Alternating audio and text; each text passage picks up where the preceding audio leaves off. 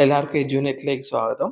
ഇന്ന് നമുക്ക് നോക്കാനുള്ളത് സോഫിസ്റ്റ് എത്തിക്സ് ആണ്. അപ്പോൾ കഴിഞ്ഞ ക്ലാസ്സിൽ നമ്മൾ നോക്കിയത് യൂട്ടിലിറ്റേറിയനിസം ആണ്. നമ്മൾ ഹിഡനിസം നോക്കി, അതിലെ യൂട്ടിലിറ്റേറിയനിസം നോക്കി, അതിലെ ആദ്യത്തെ തിങ്കർ, അതായത് ക്വാണ്ടിറ്റേറ്റീവ് യൂട്ടിലിറ്റേറിയനിസം നമ്മൾ നോക്കി. ജെർമി ബെന്താമാണ് നമ്മൾ ആദ്യം നോക്കിയത്.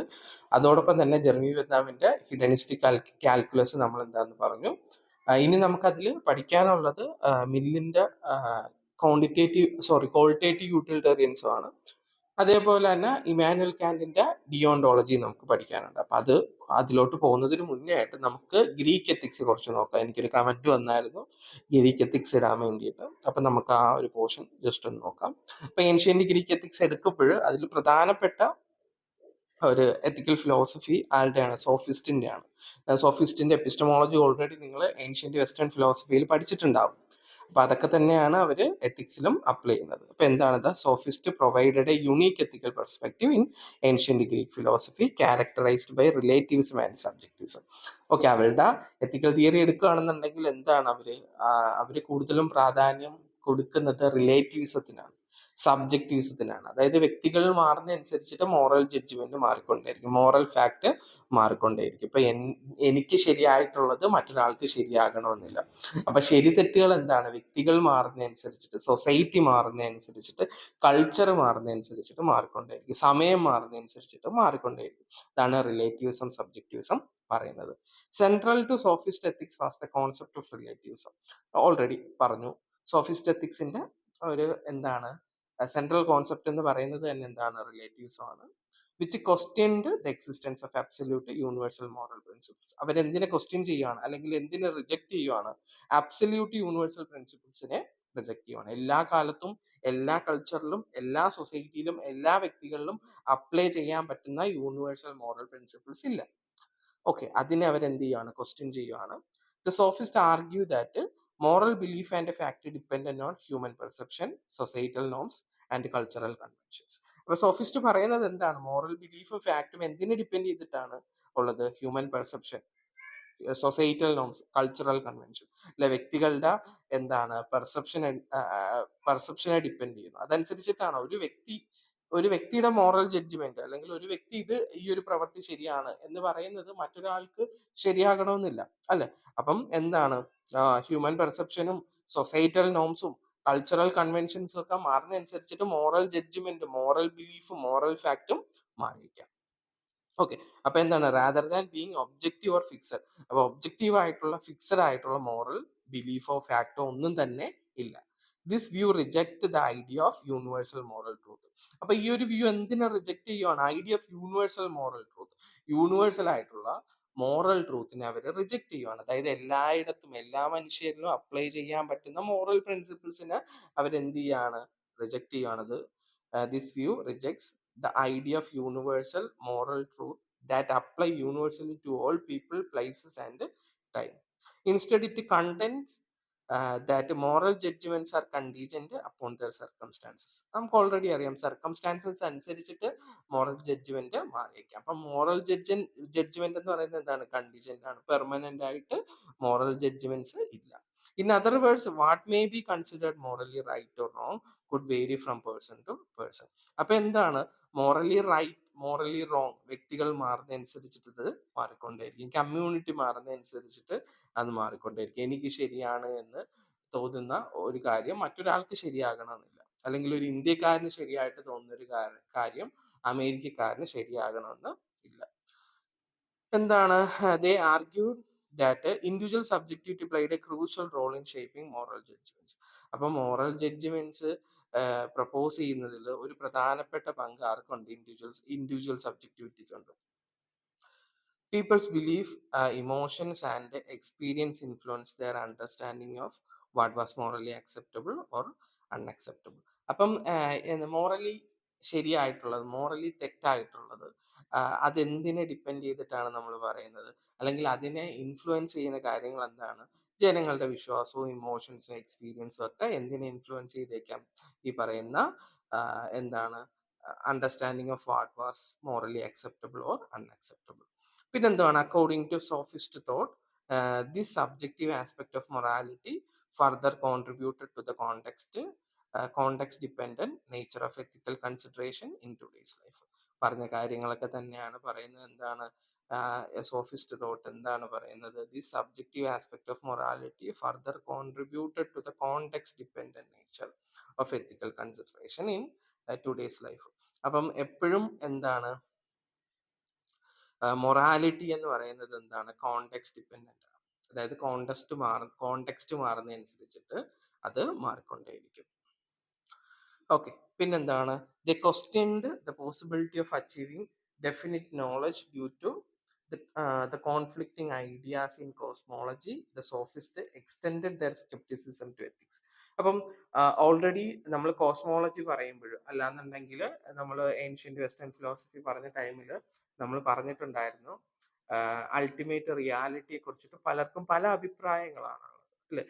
അങ്ങനെ വരുമ്പോഴത്തേക്ക് നമുക്ക് അവിടെ ഒരു ഒബ്ജക്റ്റീവ് എന്താണ്, ഒരു ജഡ്ജ്മെന്റ് പറയാൻ പറ്റില്ല. ഇന്നതാണ് ഈ പറയുന്ന വേൾഡ് ഉണ്ടാകാനുള്ള പ്രധാനപ്പെട്ട കാരണം എന്ന് നമുക്ക് പറയാൻ പറ്റില്ല. അപ്പൊ എന്താണ് അവിടെ ഒരുപാട് ഡിഫറൻസസ് നമുക്ക് കാണാൻ സാധിക്കും.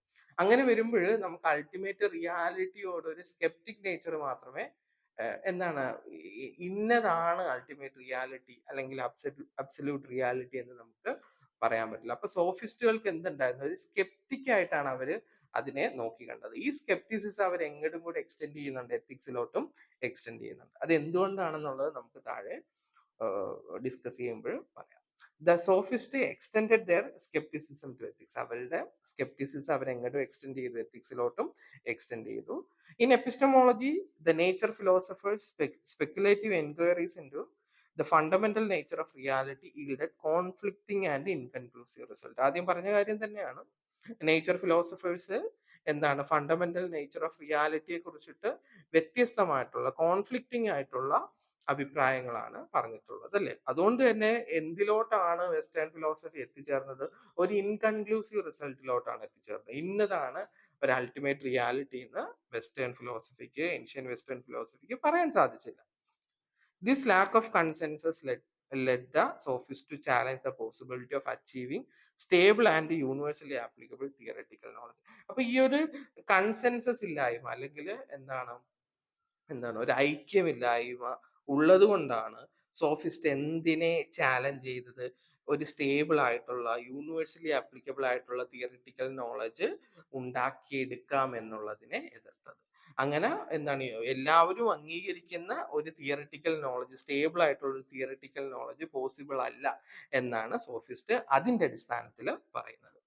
ഓക്കെ, പിന്നെന്താണ്? Similarly in the ethical domain the sophists turned their attention to the diverse array of customs, moral codes and traditions prevalent in different societies.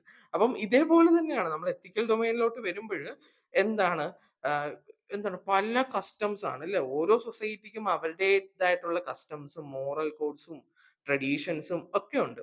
The multitude of perspectives on what constituted ethical behavior and social norm across various culture prompted sophists to question the existence of absolute and universally valid standard for conduct. അപ്പൊ എന്താണ് ഓരോ സൊസൈറ്റിക്കും എന്താണ് അവരുടേതായിട്ടുള്ള social നോംസും അതേപോലെ തന്നെ അവരുടേതായിട്ടുള്ള കസ്റ്റംസും അവരുടേതായിട്ടുള്ള moral കോഡ്സും അവരുടേതായിട്ടുള്ള ട്രഡീഷൻസും ആണ് ഉള്ളത്. അപ്പൊ നമുക്ക് അവിടെ എന്ത് ഉണ്ടാക്കിയെടുക്കാൻ സാധിക്കില്ല? അബ്സല്യൂട്ട് ആയിട്ടുള്ള അല്ലെങ്കിൽ യൂണിവേഴ്സലി വാലിഡ് ആയിട്ടുള്ള സ്റ്റാൻഡേർഡ് അല്ലെ, അല്ലെ നിങ്ങൾ എല്ലാവരും ഈ രീതിയിൽ ബിഹേവ് ചെയ്യണം എന്നുള്ള ഒരു യൂണിവേഴ്സൽ പ്രിൻസിപ്പിൾ അല്ലെങ്കിൽ ഒരു കോഡ് ഓഫ് കോണ്ടക്ട് നമുക്ക് എന്ത് ചെയ്യാൻ പറ്റില്ല? ഫോർമുലേറ്റ് ചെയ്യാൻ സാധിക്കില്ല. അതുകൊണ്ടാണ് ഈ പറയുന്ന സോഫിസ്റ്റുകൾ എത്തിക്സിലോട്ട് എന്ത് ആഡ് ചെയ്തത്? സബ്ജക്റ്റിവിസവും റിലേറ്റീവ്സും ആഡ് ചെയ്തത്. ഓക്കെ, ഇനി നമുക്ക് നോക്കാനുള്ള ഈ പറഞ്ഞ കാര്യങ്ങളൊക്കെ തന്നെയാണ് കേട്ടോ വീണ്ടും വീണ്ടും പറയുന്നത്. Scepticism inherent in സോഫിസ്റ്റ് ethical argument rises from there observation that different Nations and culture held divergent view on morality. ഇപ്പൊ മൊറാലിറ്റിയിൽ എന്താണ് വ്യത്യസ്തമായിട്ടുള്ള വ്യൂസ് ആണ്. ഇപ്പം ഒരു നേഷന്റെ വ്യൂ ആയിരിക്കില്ല മറ്റൊരു നേഷനുള്ള, ഒരു കൾച്ചറിന്റെ വ്യൂ ആയിരിക്കില്ല മൊറാലിറ്റിയിൽ ധാർമ്മികതയിൽ ഒരു കൾച്ചറിന്റെ വ്യൂ ആയിരിക്കില്ല മറ്റൊരു കൾച്ചറിനുള്ളത്.